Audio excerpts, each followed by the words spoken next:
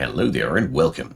In this video I got you 10 tips and tricks about Dragon Rulers in Age of Wonders 4. I want to talk about things that you can do with them, their strengths, their weaknesses, their capabilities, and things you'd like to know before getting started with a Dragon Ruler. I hope that by the end of this video I have given you some food for thought for your next couple of runs, so let's get started. First up, I want to talk about something that is quite newish. Dragons have now a new governor skill, and they synergize like crazy with mines. They have a higher gold generation, therefore have also a nice synergy with mountainous terraforming, or a region that is just rich in areas that can produce mines. They also are, therefore, a good fit now for any culture that utilizes mines a lot. Industrious and dark culture come to mind. So this is something you can use, and keep in mind that the Dragon Governor can be moved to a city that is specifically well fit for them. Number 2, the signature skills of your dragon make them extremely versatile. Every one of these levels has a different roster of different abilities, and therefore every one of them is a one-time pick. The list is very, very big, and I would recommend you to refer to the Age of Wonders database if you want more about that. I want to generalize a few things here. So the signature skills are mix and match. You can pick 1 part Order, 2 parts Chaos, 1 part Astral. It's up to you. The wonderful thing about it is that they all have associated schools of skill, so to speak, that will give you their bonuses. So when you need to adapt to your build, this is a huge joker card, because you have supporty capabilities on nature and order, for example, with healing and stat purging. You have destructive capabilities on the magic side with astral and shadow, with zombification and stat reducing and electrical damage, and you also have good old fighter skills with Materium and Chaos at hand. You can boil them together. It's just quite nice to know that there is no necessity to just stick to one element, but more about the element affinities later. Number 3, the item forge is a wonderful thing for your Dragon Ruler. The thing is, you have never really a chance to find exactly the Dragon Claw that you want.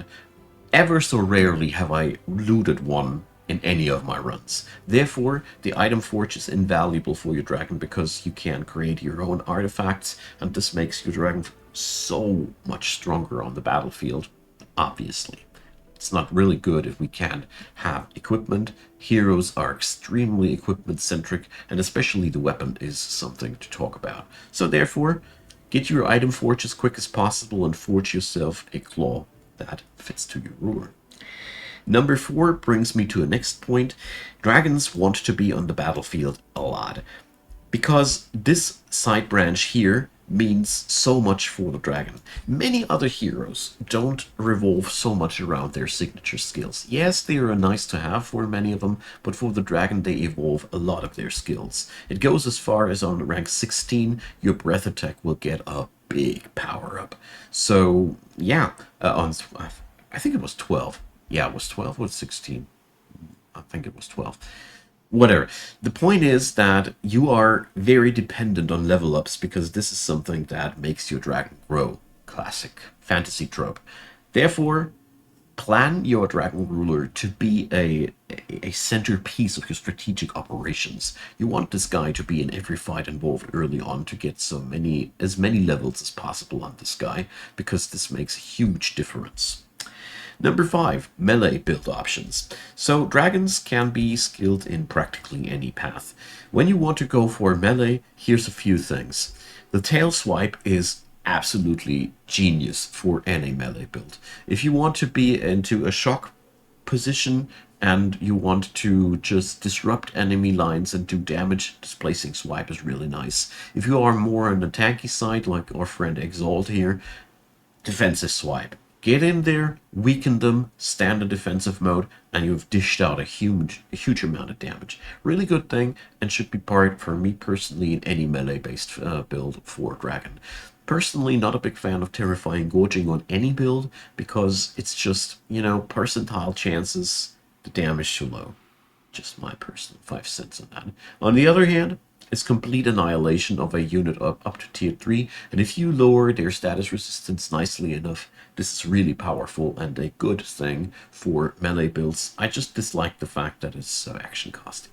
Anyways, your breath attack on a melee-centric build is not really well suited for Comet. You are really well suited for the line shot or the cone shot, which are one action abilities which are really, really good. Well, always pick these up. Personally, I am maxing out Dragon Lord skills before I head on over to the hero skills on practically all of my Dragon Lords. Depends to your own liking.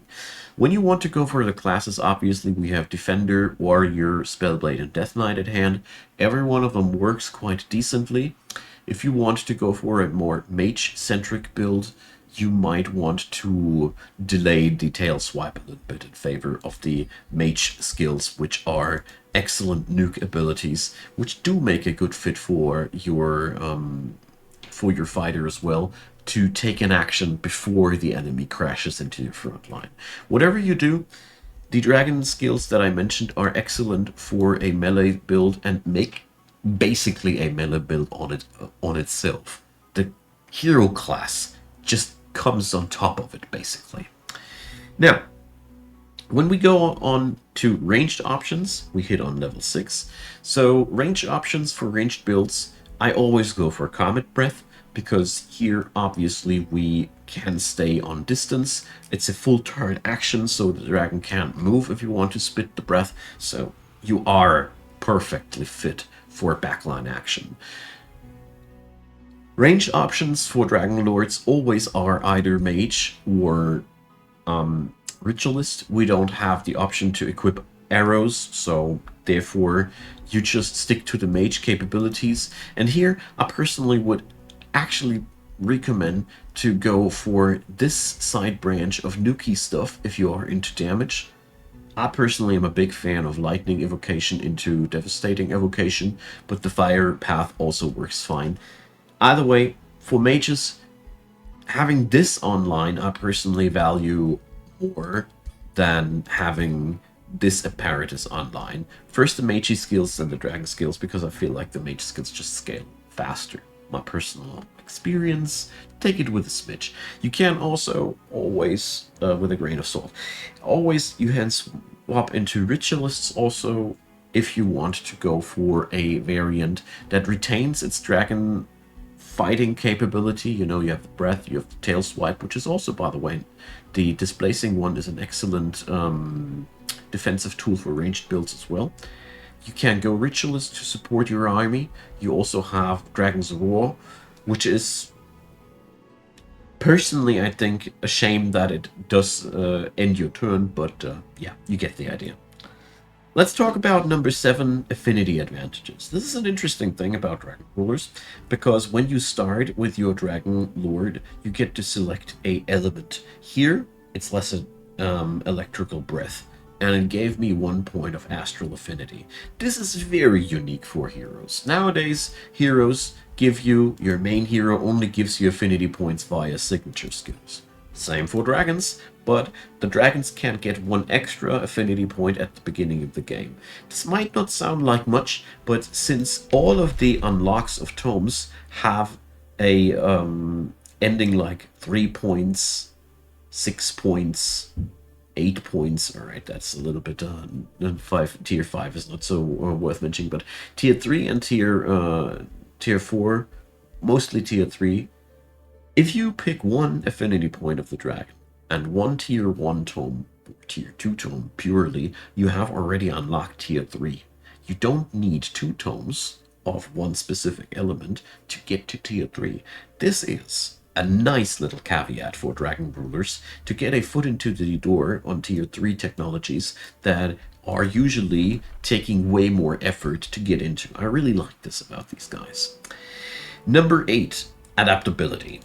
This is one of the things that I really want to point out. Here we can't really see it because there's not much unlocked on the skill board yet, but dragons can basically fit into any niche that there is necessary, and therefore they fit basically into any build. This is the wonderful thing about dragons. They are just a good fit anywhere because combat-wise, you can tinker out a build that will help any faction out there to be more volatile and more powerful. No problem at all. Therefore, use this to your own advantage. And yeah, let's move on over to number 9, item hoarding. So dragons have this nice little ability that they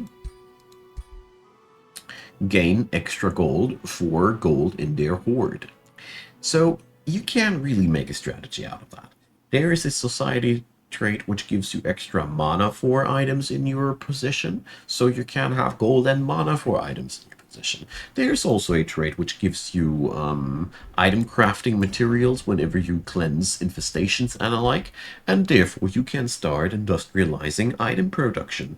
This becomes a real scheme when you go for cultures like Industrious, which can repeatedly procure new artifacts. You can also start milking entire provinces with stuff like are inside Revolution. So you create a new infestation just to destroy it to get new materials off of it because things. This is really powerful and can get you either a really nice golden mana income out of items or yeah, you get the idea. So number 10, the last thing that I want to point out here, whatever your strategy around the around your dragon at the beginning might be ready to look at the other options and adapt into things that are surprisingly interesting. This is one of the things that has struck me time and time again when I was playing dragons, that I was seeing some elemental splice off where I was inclined to give it a spin. You know, your access to very, very powerful strategical tools, battlefield-wide healing, very huge freeze AoE effects, very huge damage over time effects. There are so many tricks in the toolbox of a dragon that it is nigh impossible to see them all when you are just starting out in a run. So keep your eyes open, have a plan, think for yourself what you want to plan to keep your gears shifting. But if you notice on the side that there is something working better than you originally thought, or you might want to give it a spin, I really recommend to. Because the adaptability of the dragons, the capability to just shift in a skill which is usually locked into behind huge amounts of effort, yeah, that's very special about dragons. And I hope you will find a moment that gives you a situation where you feel like, yep, this is only possible because I'm playing this badass dragon ruler with this and that signature skilling and such. So that's 10 things I like to do with dragon rulers. I hope this helped you out. Feel free to leave a like, leave a subscribe, consider checking out the description box. Feel free to support the channel financially via YouTube channel memberships or any other things that you'll find downstairs below. A big, big thanks to all of you who support, and a big, big thanks especially to you for watching this video right here, right now. I appreciate you taking your time, and I hope you had a good day so far, and see you soon.